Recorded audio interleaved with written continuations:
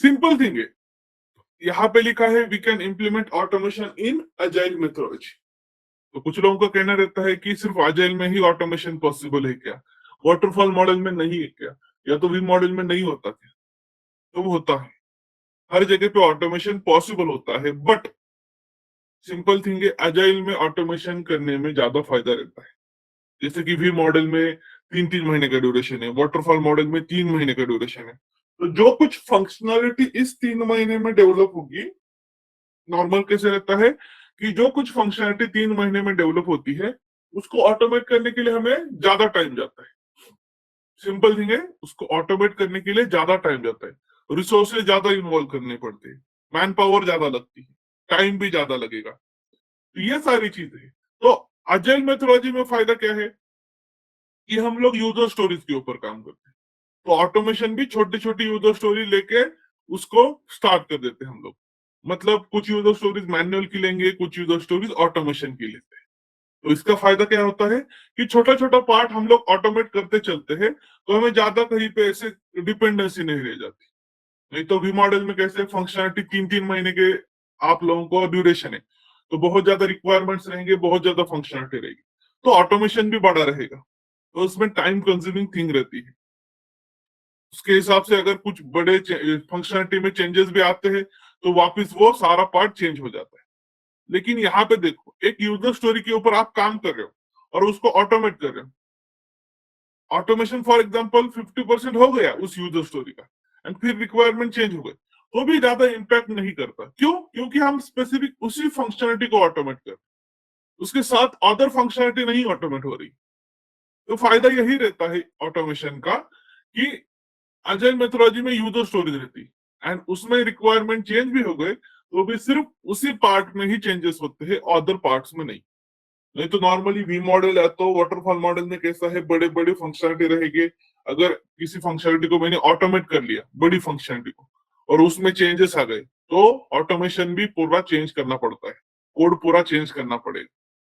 तो उसकी वजह से वो भी टाइम लेगा, बहुत सारी चीजें रहती है, रिसोर्सेस लगेंगे, टाइम लगेगा, उसके हिसाब से कॉस्ट भी बढ़ेगी। तो वो उनका यहाँ पे जो ऑटोमेशन रहता है, वो थोड़ा क्रिटिकल जा सकता है। अगर फिक्स रिक्वायरमेंट है ना, तो ठीक है, उसके ऊपर थोड़ा थोड़ा हम लोग ऑटोमेट कर पाएंगे। लेकिन मोस्ट प्रेफर रहता है ऑटोमेशन इन अजाइल मेथोडोलॉजी। फायदे का रहता है कि छोटी फंक्शनलिटी को ऑटोमेट करके रखो, दूसरी छोटी फंक्शनलिटी को ऑटोमेट करके रखो। जैसे छोटा छोटा पार्ट आप लोग ऑटोमेट कर दोगे, बाद में उसको आप कनेक्ट कर सकते हो, मर्ज कर सकते हो। तो ये फायदा है आप लोगों का अजाइल मेथोडोलॉजी का। रिक्वायरमेंट कितने भी बार चेंज हो जाते हैं, तो भी उससे कुछ फर्क नहीं पड़ता। ठीक है, तो ऐसे आप लोग प्रॉपरली उसको फॉलो करोगे। तो यहाँ पे क्या एक्सप्लेन करना है कि we can implement automation in agile methodology. Then उसके बाद यहाँ पे एक लाइन लिखी है, nowadays 70% is manual and 30% is automation. ऐसा नहीं है, ये रेशियो चेंज हो चुका है, तो हमें खुद की कंपनी के हिसाब से बताना है। तो आप यहाँ पे नाउडेज लिखा है ना, कि उसके जगह पे आप ऐसे लिख सकते हो, in our organisation, in our organisation we are following, लिख के रखो, अदरवाइज बाद में ये याद नहीं आएगा। In our organisation we are following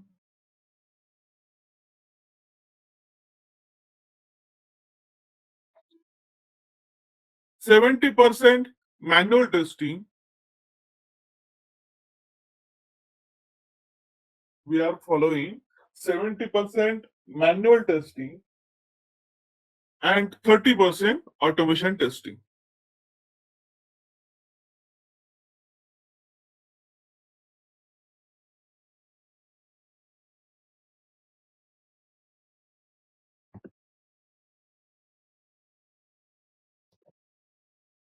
We are following 70% manual testing, 30% automation testing. Okay, इसके लिए देखो, आप भी अपने सिलेबस में कौन सा टूल पढ़ने वाले हैं? सेलेनियम। सेलेनियम ऐसा टूल रहता है जो ऑटोमेशन के लिए हम लोग यूज करते हैं। सेलेनियम विद जावा रहता है, सेलेनियम विद पाइथन रहता है, सेलेनियम विद सी शार्प रहता है। तो हमारा सिलेबस रहेगा सेलेनियम विद जावा। आप लोग जो ऑटोमेशन पढ़ने वाले हो, पहले उस concept, then Java, program etcetera things, and then Selenium आपका स्टार्ट होता है। तो ऐसी स्पेसिफिक प्रोसेस है। तो उसके लिए हम लोग टूल यूज करेंगे ऑटोमेशन। यहाँ पे देखो, you can implement automation in agile methodology. In our organization, we are following 70% is manual and 30% is automation. For the automation, we are using the Selenium tool. Automation करने के लिए हम लोग Selenium tool use करते हैं। तो उसका फायदा क्या है? सिंपल फायदा है कि हमें रिसोर्सेस कम लगते हैं ऑटोमेशन करने का। ठीक है, ऑटोमेशन करने से फायदा क्या रहेगा कि रिसोर्सेस कम लगेंगे। फॉर एग्जाम्पल, कैसे? कंसिडर कर लो कि आपका एक 2-3 फंक्शनलिटी कंप्लीट हो चुका है डेवलप करके एंड टेस्ट करके। मतलब कंसिडर करना है आप लोगों को, अकाउंट क्रिएशन पेज कंप्लीट हो चुका है, लॉगिन पेज भी कंप्लीट हो चुका है, होम पेज भी कंप्लीट हो चुका है। अभी मुझे सारी चीजें चेक करनी है। तो मैं क्या करता हूं, आपको सिर्फ वैलिडेट करना है। आपके लिए टेस्टिंग ऐसी आ चुकी है कि आपको 500 यूजर्स का अकाउंट क्रिएट करना है एंड वो लॉगिन करके चेक करना है कि प्रॉपरली वर्क हो रहा है या नहीं। कितना? 500 500 यूजर्स क्रिएट करो अकाउंट क्रिएशन पेज पे। देन उसके बाद उनका यूजर नेम एंड पासवर्ड डाल के उनको लॉग इन करो एंड चेक करो कि वो प्रॉपरली वर्क हो रहा है या नहीं हो रहा है। अगर ऐसा चेक करना है फॉर 500 यूजर्स, तो आपको कितना टाइम जा सकता है? 1 to 2 days maximum time. Consider कर लो, एक दिन लग सकता है, 2 दिन लग सकते हैं, डिपेंड्स अपॉन योर अवेलेबिलिटी। तो 2 दिन अगर कंसिडर आप कर लेते हो तो वहां पे आपका टाइम भी ज्यादा रह रहा है। एंड अगर उसकी डेडलाइन है एक ही दिन की, तो आपको क्या करना पड़ेगा? रिसोर्सेज बढ़ाने पड़ेंगे। तो वहां पे क्या हो रहा है? रिसोर्सेज भी ज्यादा लग रहे हैं।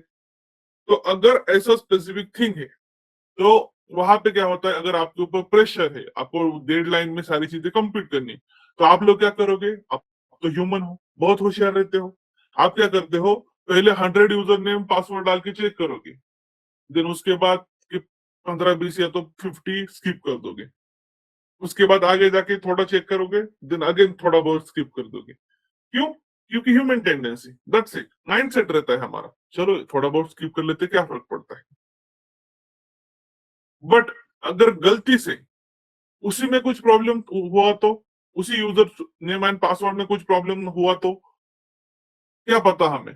तो अगर ऐसे ह्यूमन एरर जो रहेंगे, वो भी हमें कम करने पड़ते हैं। तो ये सारी चीजों के लिए, ओवरकम करने के लिए हम लोगों के पास बेस्ट ऑप्शन रहता है ऑटोमेशन। बेस्ट ऑप्शन क्या रहेगा? ऑटोमेशन। ऐसे प्रॉब्लम नहीं आनी चाहिए, इसलिए बेस्ट ऑप्शन है ऑटोमेशन। तो यहाँ पे देखो एडवांटेजेस क्या है। सिंपल है, लेस रिसोर्सेज। अगर मैं किसी चीज को ऑटोमेट, जैसे मैंने अभी आप लोगों को बताया कि 500 user name and password manually type करके अकाउंट क्रिएट के सर के सारी चीजें करनी पड़ी, तो एक दिन 2 दिन लग सकते। अगर मैं उसी के लिए एक फाइल में, फॉर एग्जाम्पल एक एक्सेल शीट में मैं क्या कर देता हूँ, पूरे 500 यूजर नेम एंड पासवर्ड डाल देता हूँ एंड उसको ऑटोमेट करके सिंपली फेच करता हूँ वो यूजर नेम एंड पासवर्ड। तो अगर कोड लिख दिया ना, तो with in 1 minute, simple thing है, विद इन 1 मिनट वो सारे user name and password validate हो गए। कितना टाइम लगा? सिर्फ 1 मिनट का। जहां पे आपके 1 दिन 2 दिन लग रहे थे, वो काम 1 मिनट में हो सकता है अगर मैं उसको ऑटोमेट कर देता हूं तो यहाँ पे सिंपल थिंग है कि एडवांटेजेस उसी के वही है कि आपको रिसोर्सेज भी कम लगेंगे। अगर उसके ऊपर 500 user name and password check करने के लिए 2-3 यूजर लग रहे, या तो 2-3 रिसोर्सेस लग रहे, तो उसके लिए सिंपल सी थिंग है कि आपके स्पेसिफिक रिसोर्सेस कम लगेंगे। तो रिसोर्सेस कम आते हैं तो कॉस्ट भी कम आएगी, उसके बाद एक्यूरेसी भी बढ़ेगी, जो हमारे ह्यूमन एरर्स है वो भी कम लगेंगे, मतलब कम आएंगे, एंड जितना हो सके उतना कम टाइम में हम लोग वो टास्क कंप्लीट कर पाए। तो ऐसा रहता है स्पेसिफिक ऑटोमेशन का फायदा कि रिसोर्सेस कम लगने वाले हैं। रिसोर्सेस कम हो चुके हैं मतलब उनकी स्पेसिफिक जो कॉस्ट है वो भी कम हो जाएगी। बाकी लोगों को कॉस्ट जो देनी पड़ती है, सैलरी देनी पड़ती है, वो देन उसके बाद जो आपका माइंड सेट रहता है कुछ चीजें स्किप करने का या तो प्रॉपरली वैलिडेट ना करने का, वो भी उसमें एक्यूरेसी बढ़ जाती है। ह्यूमन एरर्स कम आएंगे and require less time to complete. Simple thing है, 2 दिन का काम अगर मैं 1 मिनट में कर लेता हूँ तो फायदा मेरा ही है। तो ये रहता है ऑटोमेशन। तो हम लोग ऑटोमेशन किस चीज का करते हैं? जो फंक्शनलिटी ऑलरेडी डेवलप हो चुकी, ठीक है, मतलब डेवलप करके टेस्ट करके कंप्लीट हो चुकी, ऐसी चीजों को हम लोग ऑटोमेट करके रख देते हैं। क्यों? क्योंकि इन फ्यूचर इसमें कुछ चेंजेस भी आते हैं। सिंपल सी थिंग है, जो चीज हमने ऑटोमेट करके रखी है इसमें कुछ चेंजेस भी आते हैं, तो सिर्फ उस स्पेसिफिक चेंजेस को ही हम लोग ऑटोमेट कर पाएंगे। बाकी चीजें तो ऑलरेडी टेस्टिंग कर चुके हैं हम लोग, प्लस उसका ऑटोमेशन का कोड भी लिख के रखे हैं। तो बाकी अगर चीजें चेक करनी पड़ती है तो सिंगल क्लिक के ऊपर आप लोग बाकी पूरी टेस्टिंग कंप्लीट कर पाओगे। मतलब एग्जाम्पल के हिसाब से बता रहा हूं मैं कि अगर आप लोग लॉगिन पेज के ऊपर काम कर चुके हैं, लॉगिन पेज आप लोगों का डेवलप हो चुका है, टेस्ट भी हो चुका है, एंड आपने उस लॉगिन पेज को ऑटोमेट करके रख दिया। सिंपल थिंग है, आपने उस लॉगिन पेज को ऑटोमेट करके रख दिया, तो इन फ्यूचर क्या होता है, उस लॉगिन पेज के ऊपर और एक छोटी सी एक लिंक ऐड कर दी जाती है, कोई तो एक नया ऑप्शन वहां पे ऐड किया जाता है।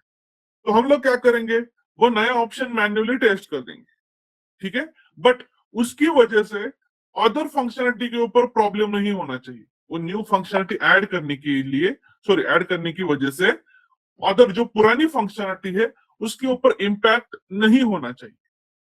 तो अगर इम्पैक्ट नहीं होना चाहिए तो वो कैसे चेक करेंगे? तो वापस हमें वो बाकी की चीजें भी चेक करनी पड़ेगी उस पेज के ऊपर की। तो यहाँ पे मैं वापस मैनुअल टेस्टिंग नहीं करते बैठूंगा सारी चीजों का।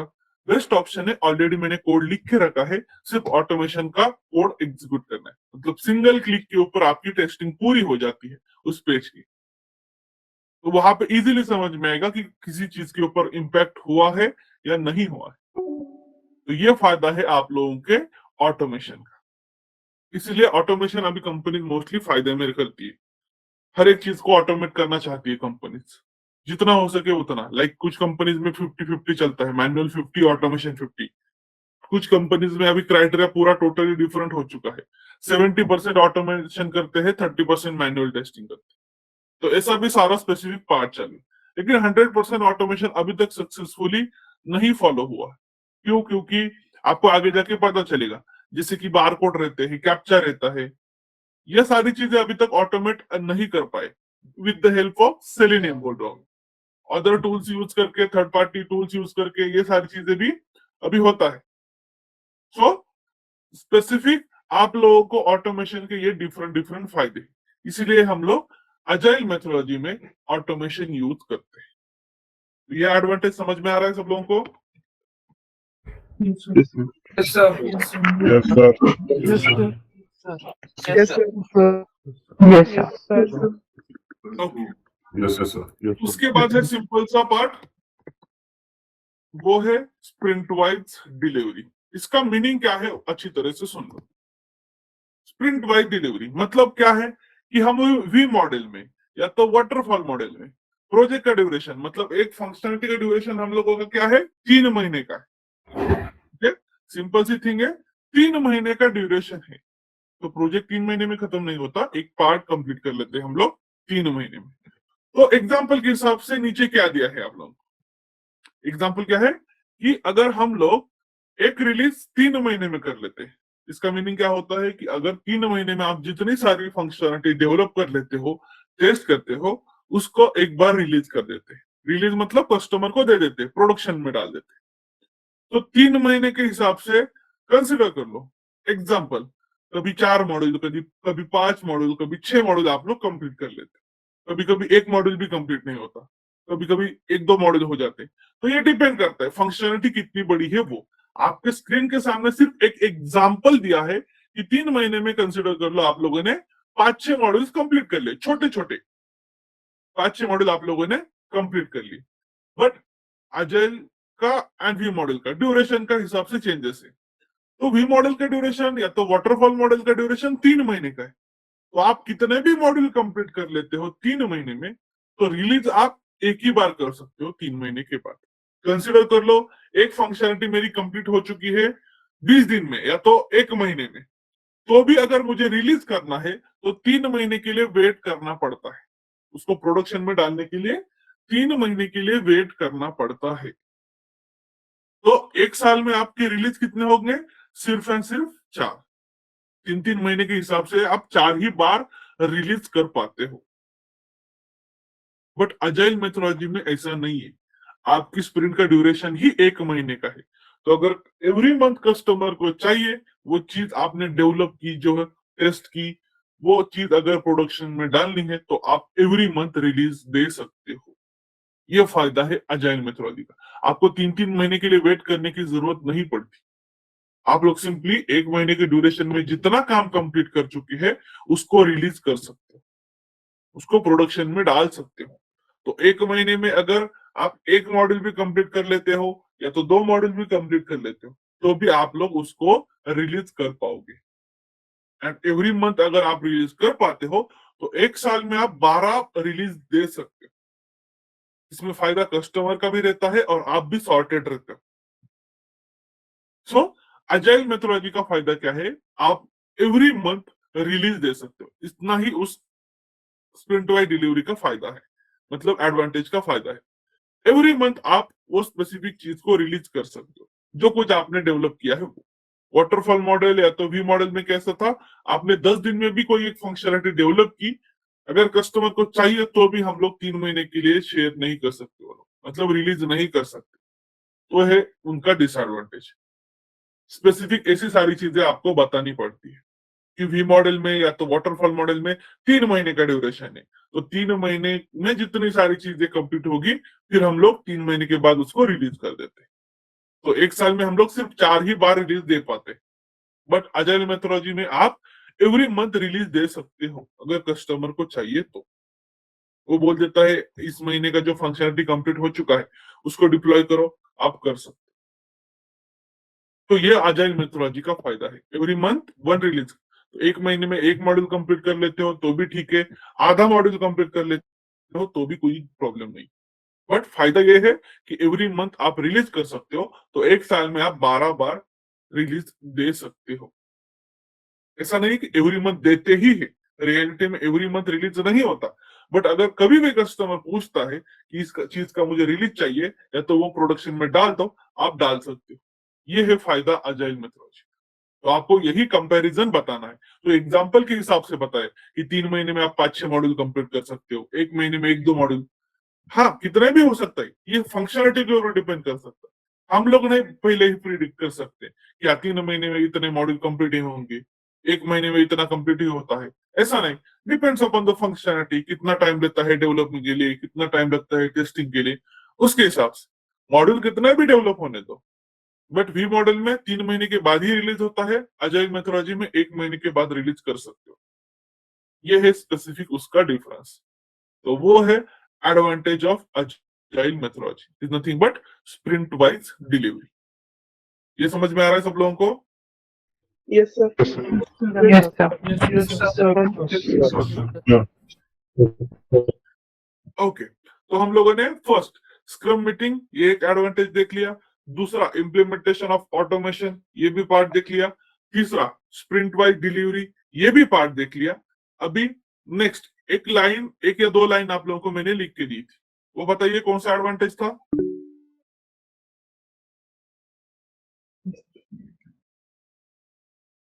Customer can change his requirement at any बोलिए जल्दी जल्दी। Customer can change his requirements in any development phase of application, and that change in requirement doesn't affect the other submodules. Okay, यही एडवांटेज है। आप बता सकते हो कि कस्टमर उसके रिक्वायरमेंट कभी भी चेंज कर सकता है। सिंपल थिंग है। एडवांटेज क्या है? कस्टमर अपने रिक्वायरमेंट कभी भी चेंज कर सकता है। अगर कंसिडर कर लो कस्टमर अपने पास प्रोजेक्ट लेके आता है एंड वो रिक्वायरमेंट चेंज कर रहा है और वो हम उसे एक्सेप्ट ही नहीं कर रहे वी मॉडल में या तो वाटरफॉल मॉडल में, तो हम लोग बोल देंगे कि नेक्स्ट वर्जन में ही हम लोग देखेंगे। ठीक है, नेक्स्ट वर्जन में देखेंगे तो उसको वेट करना पड़ेगा। ये सारी चीजें प्रोसेस में टाइम जा सकता है कि नेक्स्ट वर्जन में देखेंगे या तो उसके लिए एक्स्ट्रा कॉस्ट वगैरह, ये सारी चीजें रहती है। तो बेस्ट ऑप्शन है अजाइल मेथोडोलॉजी। अजाइल में कस्टमर कभी भी रिक्वायरमेंट चेंज करता है एंड उस चेंज रिक्वायरमेंट के हिसाब से अदर मॉड्यूल्स के ऊपर उसका इम्पैक्ट नहीं होता। जिसके चेंजेस आए हैं सिर्फ उसमें चेंजेस करेंगे, other modules as it is रह जाते। तो इसलिए अजाइल मेथोडोलॉजी का ये एडवांटेज हो जाता है। तो आप सारे एडवांटेज आपको प्रॉपरली बताने आने चाहिए। तो फर्स्ट वन था स्क्रम मीटिंग, उसके बाद implementation of automation, then sprint wise delivery, and वो fourth one customer can change his requirement at any development stage and it does not affect timing delivery. That's it. ऐसे आप लोगों को बताना है, और अदर मॉड्यूल्स भी आप बता सकते हो। तो ये रहेंगे आप लोगों की specific advantages of agile methodology. अभी ये एडवांटेजेस छोड़ के आपके लिए एक ऑप्शनल एडवांटेज है। ये एडवांटेजेस छोड़ के एक ऑप्शनल एडवांटेज है, वो है स्पेसिफिक आप लोगों का चेक पॉइंट। ये जो एडवांटेज है ये मोस्टली अभी यूज नहीं करते। मतलब डेवलपर्स लोग या तो ऑर्गेनाइजेशन पे हर एक जगह पे यूज किया जाएगा ऐसा नहीं है, क्योंकि चेक पॉइंट्स की मोस्टली ज्यादा जरूरत नहीं पड़ती। हम लोग सारी चीजें सेपरेटली डेवलप करते, तो हमें ये चेक पॉइंट्स लगाने की जरूरत नहीं पड़ती। तो सिंपल सी थिंग है, चेक पॉइंट क्या है वो सिर्फ अच्छी तरह से समझ लो, लेकिन उसके ऊपर ज्यादा फोकस करने की जरूरत नहीं। तो बता रहा हूं, अच्छी तरह से सुन लो। कंसिडर कर लो आपके पास क्या है, ये 4 मॉड्यूल्स है। आपने क्या किया, 4 मॉड्यूल्स डेवलप कर लिए। 1 महीने के ड्यूरेशन में छोटे छोटे 4 कंसिडर कर लो, या तो 2 महीने के ड्यूरेशन में, या तो 3 महीने के ड्यूरेशन में। मतलब अजाइल का ही सिर्फ एक महीना, 1 महीने में 1 मॉड्यूल कंप्लीट कर लिया, दूसरे महीने में छोटे छोटे 2 कंप्लीट हो चुके, तीसरे महीने में 1 कंप्लीट कर लिया। अभी कंसिडर कर लो कस्टमर ने बोला है इसको रिलीज कर दो, ठीक है। कस्टमर ने क्या बोला है, इसको प्रोडक्शन में डाल के रिलीज कर दो। मतलब ये आपके पास है, अभी मुझे वो लाइव में लेके आना है, तो प्रोडक्शन में लेके आओ, दैट्स इट। तो ये सारे मॉडल्स आप लोग क्या कर लेते हो, डेवलपर क्या करते हैं, मर्ज करते हैं, इंटीग्रेट करते हैं, एंड वो मर्ज इंटीग्रेट होने के बाद उसको रिलीज किया जाता है। तो eight the time of production, यहाँ पे देखो क्या लिखा है कि eight the time of production अगर कुछ डिफेक्ट आता है, रियलिटी में ऐसा होता है कि प्रोडक्शन के टाइम पे कुछ ना कुछ थोड़ा बहुत चेंजेस हो सकता है, एनवायरनमेंट चेंज हो जाते हैं, तो उसकी वजह से कहीं ना कहीं पे कोड में चेंजेस हो जाते हैं, सारी चीजें मतलब थोड़ा डिस्ट्रैक्ट हो सकती। तो अगर प्रोडक्शन के टाइम पे कुछ डिफेक्ट आता है, सिंपल थिंग है, तो उस टाइम पे हमें क्या करना पड़ता है। सिंपल थिंग है, देखो यहाँ पे फर्स्ट लाइन में वी मॉडल का बताया है, सेकंड लाइन में अजाइल मेथोडोलॉजी का बताया। तो वी मॉडल में क्या करते थे, डेवलपर सारी चीजें इमीडिएटली चेक करते थे, लेकिन अजाइल मेथोडोलॉजी में ऐसा नहीं है। अजाइल मेथोडोलॉजी में क्या होता है, टेस्टर पहले चेक करते हैं चेक पॉइंट्स, कि कहाँ पे एग्जैक्टली स्पेसिफिक ये पार्ट प्रॉब्लम क्रिएट कर रहा है। अभी पोस्टमार्टम टेस्टिंग मतलब क्या है, ये आप लोग बोलोगे। तो पोस्टमार्टम टेस्टिंग इतना ही कंसेप्ट है कि प्रोडक्शन के टाइम पे कुछ डिफेक्ट आता है, तो डेवलपर उसका सारा का सारा कोड चेक कर लेता है। जितने सारे फंक्शनलिटी उसने डेवलप की है, उसका सारा कोड चेक कर लेता है, उसको पोस्टमार्टम टेस्टिंग बोलते हैं। बट अजाइल मेथोडोलॉजी में वैसा नहीं होता। अजाइल मेथोडोलॉजी में हम लोग सारा कोड चेक करते नहीं बैठते। हम लोग चेक क्या करेंगे, देखो यहाँ पे ईच एंड एवरी मॉड्यूल के बाद एक चेक पॉइंट, मतलब कंसीडर कर लो आपके घर में कंसीडर कर लो 4 बल्ब है, तो आप ईच एंड एवरी बल्ब के बीच में एक बटन डाल के रखोगे।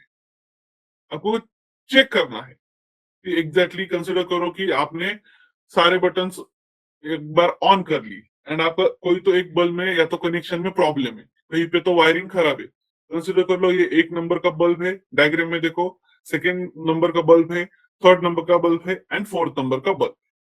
लेकिन किसी कारण ये सारी चीजें लग नहीं रही है, कहीं पे तो कनेक्शन में प्रॉब्लम है, कहीं तो वायरिंग में प्रॉब्लम है, तो सारे बल्ब ऑन नहीं हो रहे। अभी मुझे चेक करना है एग्जैक्टली कि कहाँ पे प्रॉब्लम आ रहा है। तो सिंपल थिंग है, बेस्ट ऑप्शन रहेगा कि मैं 2 बल्ब के बीच में एक एक बटन डाल के रखूं, चेक पॉइंट। तो फायदा क्या रहेगा, मैं पहला चेक पॉइंट बटन ऑन करके देखूंगा कि यहाँ पे कुछ प्रॉब्लम है या नहीं। अगर पहले में ही प्रॉब्लम है तो आगे वाले कुछ भी नहीं लगेंगे। तो यहाँ पे अगर आपने ये बटन ऑन करके देखा कि बल्ब ऑन हो रहा है या नहीं, तो पता चल जाता है प्रॉब्लम यहाँ पे है या नहीं है। कंसिडर कर लो कि फर्स्ट वाला बल्ब ऑन हो रहा है अभी यहाँ पे बटन ऑन करने के बाद, मतलब यहाँ के कनेक्शन में कुछ भी प्रॉब्लम नहीं है। तो फिर मैं सेकेंड वाला बटन चेक कर लूंगा, चेक पॉइंट। तो यहाँ पे अगर मैं चेक कर लेता हूं तो सिंपली अगर स्पेसिफिक ये प्रीवियस वाला बल्ब नहीं लगता है तो कंसिडर कर लो यहाँ पे भी कुछ प्रॉब्लम नहीं। अभी आता है पार्ट थर्ड वन पे। अगर थर्ड वन का मैं चेक पॉइंट चेक कर लेता हूँ एंड ये बल्ब इनेबल नहीं हो रहा है, मतलब नहीं लग रहा है, तो कंसिडर कर लेना आपकी वायरिंग में यहाँ पे कुछ तो प्रॉब्लम। तो ऐसा रहता है ईच एंड एवरी मॉड्यूल के बाद चेक पॉइंट। जिसे बल्ब के बारे में बताया वैसे ही मॉड्यूल के बाद भी चेक पॉइंट लगाए जाते हैं।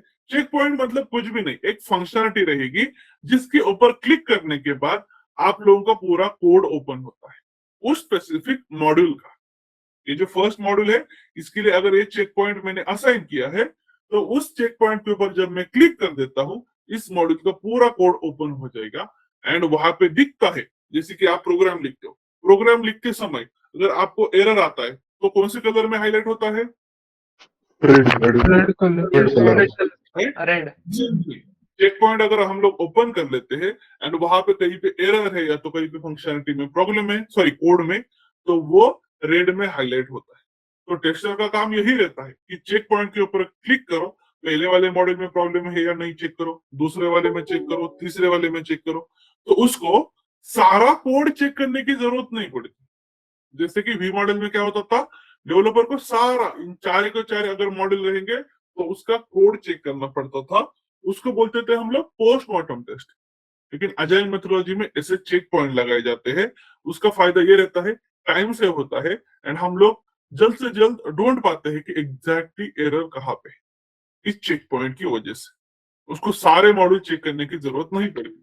फॉर एग्जाम्पल मैंने फर्स्ट मॉड्यूल चेक कर लिया, चीज का चेक पॉइंट, इसमें एरर नहीं मिला, देन सेकंड चेक कर लिया, यहाँ पे उसको एरर मिल गया, तो मुझे थर्ड चेक पॉइंट चेक करने की जरूरत नहीं पड़ती। तो वो ऐसा स्पेसिफिक अजाइल मेथोडोलॉजी में, वाटरफॉल मॉडल, वी मॉडल में था कि हमें सारा का सारा चेक करना पड़े, मतलब डेवलपर को।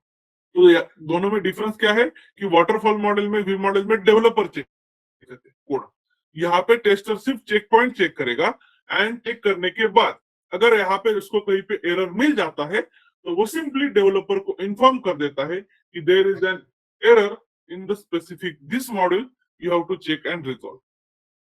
आपको ऐसे स्पेसिफिक सारी चीजें फॉलो करनी पड़ेगी।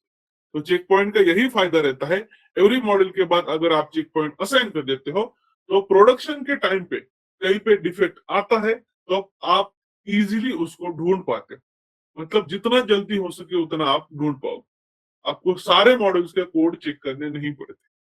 ये फायदा है आप लोगों का स्पेसिफिक चेक पॉइंट का। तो इसीलिए वो आता है एडवांटेजेस ऑफ अजाइल मेथोडोलॉजी। ये पार्ट भी समझ में आ रहा है? Yes sir. Yes sir.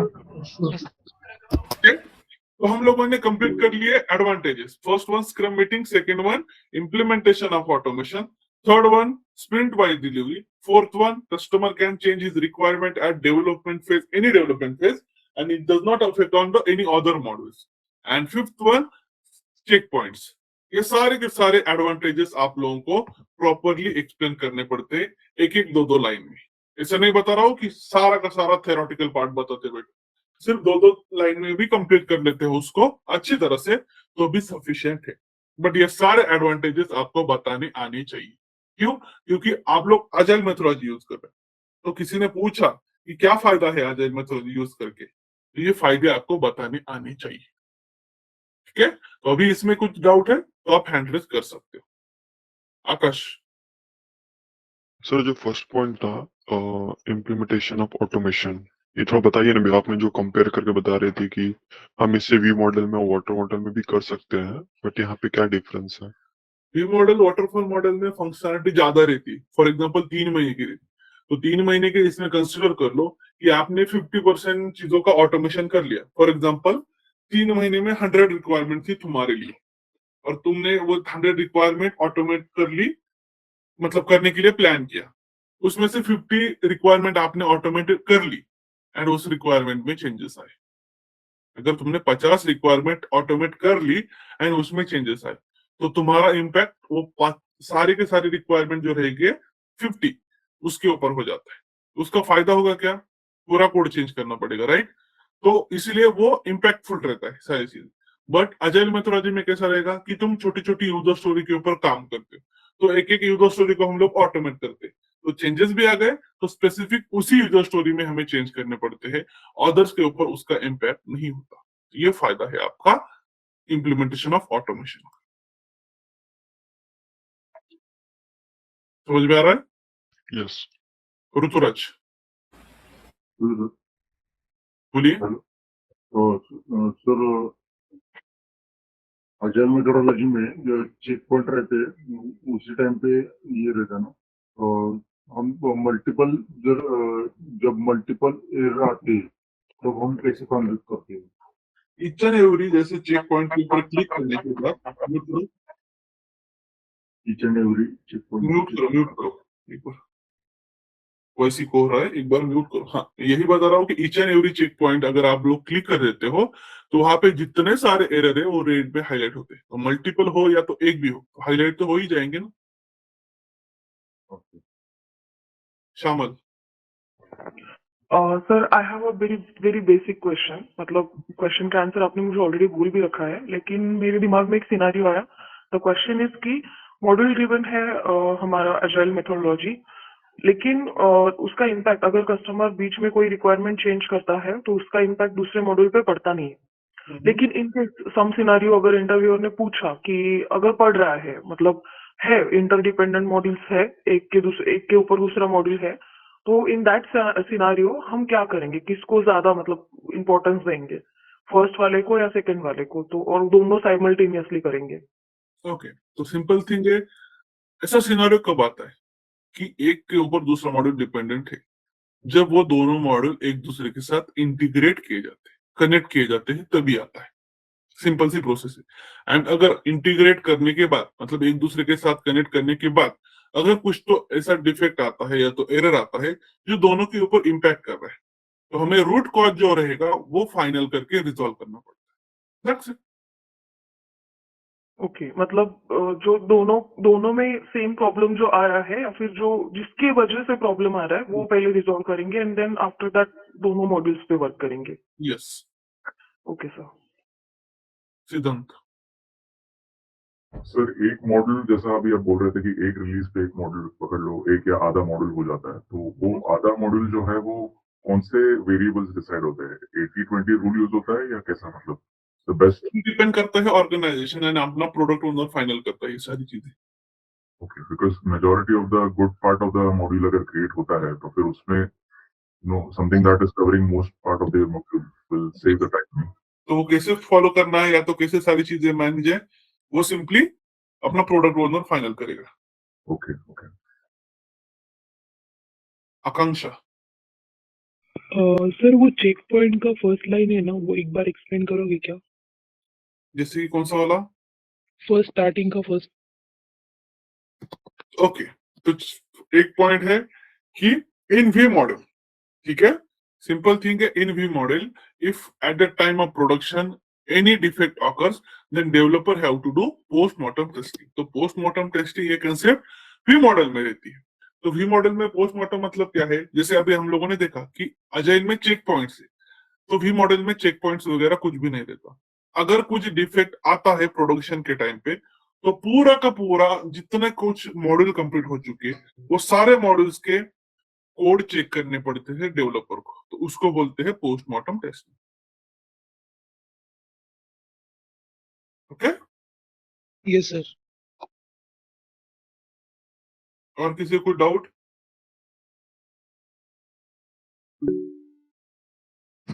Girija. Agile methodology में हम मॉडल्स यूज करते हैं ना, उस पे हम चेक पॉइंट्स करते हैं जिसमें एरर आता है। तो वाटरफॉल मॉडल में उसमें भी स्प्रिंट होते होंगे ना मॉडल्स, तो ये उसमें 3 भी महीने में, लेकिन और आजाइल में कैसा है कि रिक्वायरमेंट बार बार चेंज होते हैं। वाटरफॉल मॉडल में कंपनीज के एक्सपेक्टेशंस क्या रहते हैं कि फिक्स रिक्वायरमेंट आने चाहिए, तभी हम लोग उसके ऊपर काम कर पाएंगे। डेवलपर को सब कोड चेक करना पड़ता है ना, यस, तो उसपे हम मॉडल स्प्रिंट नहीं होता, मॉडल्स डिवाइडेबल नहीं होते हैं ना उसमें वाटरफॉल मॉडल में। वहां पे भी वाटरफॉल मॉडल में मॉड्यूल डिवाइड होते हैं, लेकिन उसका ड्यूरेशन ज्यादा है, तो आपको उस 3 महीने के ड्यूरेशन में ज्यादा काम करना पड़ता है। एंड अगर 3 महीने के ड्यूरेशन में कंसिडर कर लो आपके रिक्वायरमेंट बार बार चेंज हो गए वी मॉडल में या तो वाटरफॉल मॉडल में, तो आप काम कर पाओगे क्या हर एक चीज के ऊपर? बड़ी फंक्शनलिटी में चेंजेस हो गए तो वापस उस बड़ी फंक्शनलिटी के ऊपर काम करना पड़ेगा, राइट? एफर्ट ज्यादा लगेंगे, टाइम ज्यादा लगेगा, हर एक चीज के लिए कॉस्टिंग भी ज्यादा रहेगी, तो फायदा हुआ क्या? इसीलिए वो हम लोग अजाइल मेथोडोलॉजी में फॉलो करते हैं कि चीजों को छोटे छोटे पार्ट में डिवाइड करते चलो, एंड अगर उसमें चेंजेस आते हैं तो उतने छोटे पार्ट के ऊपर ही हमें चेंजेस करने पड़ेंगे। That's it.